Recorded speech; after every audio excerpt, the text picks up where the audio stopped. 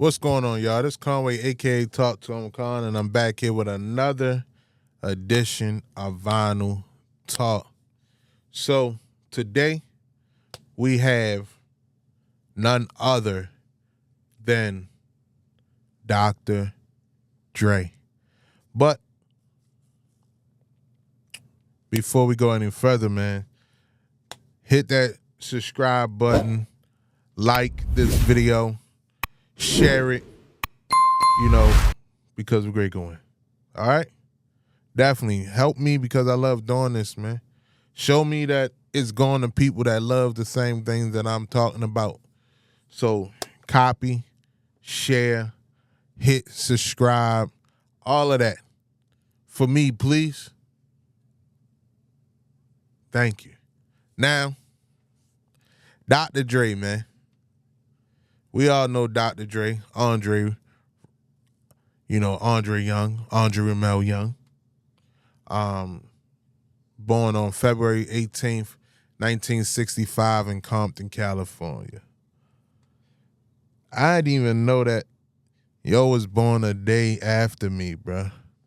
I wasn't born in 85 though, but my birthday February 17th. So that's dope. Now, he was actually one of the founding members of NWA, a pioneer group in, gangsta rap, known for his controversial and influential album Straight Outta Compton. His role as a producer in NWA crafted a sound that defined the West Coast rap, bro. Like, dead ass, like, yeah. I just remember, like, my uncles and pops and shit bumping the fuck out of NWA, bro. They was just bumping NWA. Cause they had that at that time NWA they had that gritty, nasty, gangster sound that people just love, bro. When Dre left NWA and founded Death Row Records with Suge Knight, he released his debut album, The Chronic. That album was slap. Still knocks today. That came out in 1992, which became a, seminal work in hip hop, that introduced G-Funk, Dr. Dre collaborations with Snoop, and the impact of his hit Nothing But a G Thing, baby, was crazy. But, he also had some joints over there with Pac. This ain't about Pac, so I'm not going to speak on it. But he had some joints over there with Pac that knocked as well. Now, he left Death Row and founded Aftermath Entertainment in 1996. He released Dre's, Dr. Dre Presents Aftermath in 1996, which included hits like Been There, Done That. In Aftermath, being part, the owner of Aftermath, he signed and produced for artists like Eminem, 50 Cent, The Game, and he's still further, cementing his legacy as a top producer in the game today. Even though we still waiting for an album from him. The last album that he did drop, anyway. But the album that, I have in my collection that I wanted to share with you guys is this.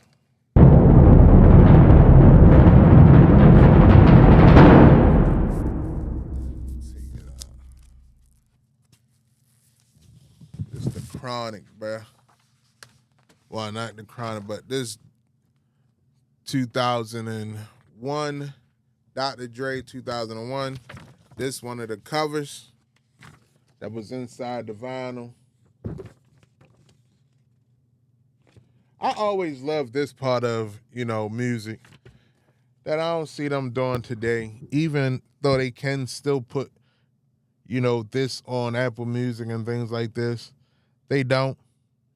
But like just the thank yous, you know, the fan shout out, the love, you know, I guess they don't do it because they like, oh, I got Instagram and TikTok and Twitter and Facebook that they don't have to, they feel they don't have to do it. But, you know, this right here, man, you know, this is this is slapping all the way from top to bottom as well, bro. But it was released November 16th, 1999 as his second solo album. It was initially planned as Chronic 2000, but he renamed it to 2001 due to the naming conflict with, you know, he had with Suge Knight. Now, this marked Dr. Dre's, you know, comeback after hiatus, and showcased his, you know, evolution as a producer and an artist with this album. Now, he was known for his polished cinematic production, blending live instruments. You know, he just blended live, you know, instruments with crisp, you know, hard hitting beats, which was like Dre had it, bro. When I say people like, when you be like, oh, this is a movie, Dre produced these tracks like movies. You know what I'm saying? Dre produced these tracks like a motion picture. Real talk. For real, because every one, it was like watching Star Wars for the people who ever watched Star Wars, the old joints. You know that, all of that super, like you had to get a sound system to hear everything right. You know what I mean? In the car, even in the house, you had to have a great speaker, amp, all of that to hear what Dre placed in his beats, man. Now, it featured, you know, contributions from producers like Melman and Scott Storch, innovations in sound engineering, and, you know, the use of orchestral elements. That's why I said, like, he put that orchestra in some of these songs, bro, that, like, if you played it in, like, a theater, just played the beat, it would sound beautiful. Now, this set a new standard in hip-hop production because after that, a lot of people started to mirror his sound a lot. But that'll be for another show. Now, Still Dre, which is an iconic lead single featuring Snoop, known for his piano riff and laid-back flow. We all know who wrote that too. So, you know, the king is the king. You get what I'm saying? Forget About Dre, collaborations with Eminem, you know, highlighting both artists' lyrical prowess and, you know, addressing Dr. Dre's absence from the music scene. The next episode, like I said, these joints sounded like movie scenes. But the next episode was another classic featuring Snoop Dogg and Nate Dogg, rest his soul. Known for its memorable hook and energetic beat. Then you had other notable tracks like What's the Difference, Explosive, and Housewife. Now, this album explored themes of street life, Dr. Dre's legacy, and evolution of hip-hop. It also blended the braggadocious with the introspective and reflecting on his career and the challenges that faced, you know, in the industry, like those challenges that he faced in the industry. Now, this also addressed conflict with former associates, and reasserts his dominance in the rap game. We know who he was beefing with at that time. But this album, Dr. Dre, 2001, they even had a goddamn DVD for it that was fire. My man Dub C walked the shit out this album. But, it just critically acclaimed and commercially, it gained commercial success.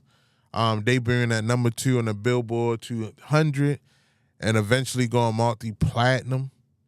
Now, it influenced the new generations of producers and, artists, solidifying Dr. Dre's status in the hip-hop as a legend again. He was already in that he's a legend after NWA. And, with the Chronic, made him a legend. But the album production techniques and sound continues to be emulated and respected in the industry. Now,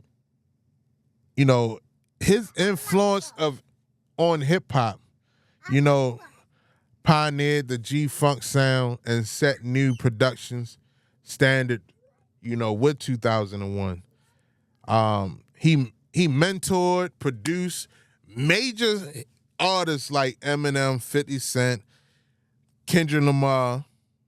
Yes, Kendrick Lamar, shaping the course of hip hop for decades. And I feel like he can still be an influence till this day because a lot of people, especially on the West Coast, still,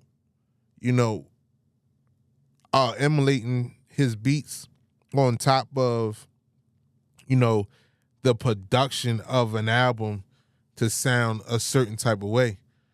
Now, he's known for pushing the boundaries of sound engineering and, production quality, contributions to the development of the studio equipment and software influencing, modern music production.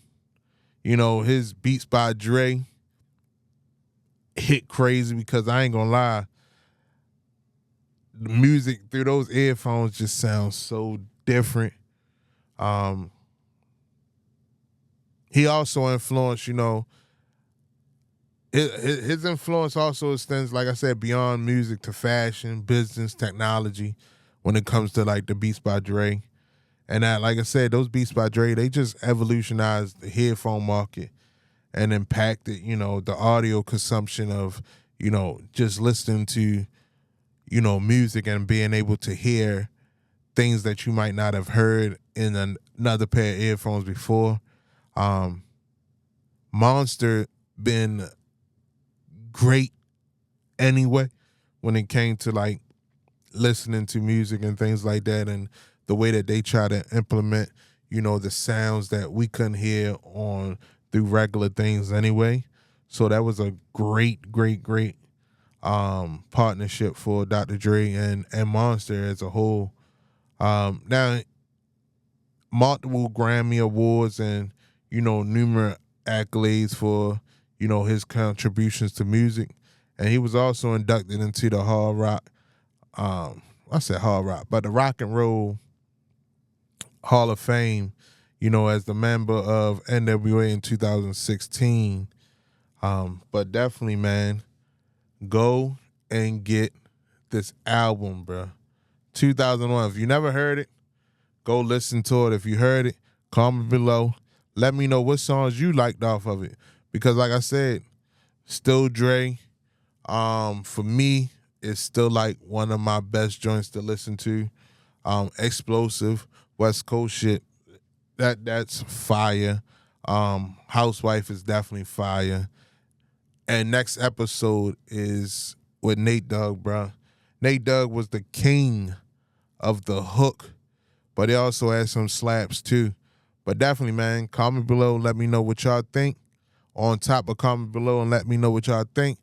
Hit the subscribe button, man. Hit that bell so that when I drop more of these, you know that it's coming. And you can either disagree or agree with me, man. Let me know what y'all think Do you think this Dr. Dre 2001 album was great? Or do you think that it was just okay? Peace.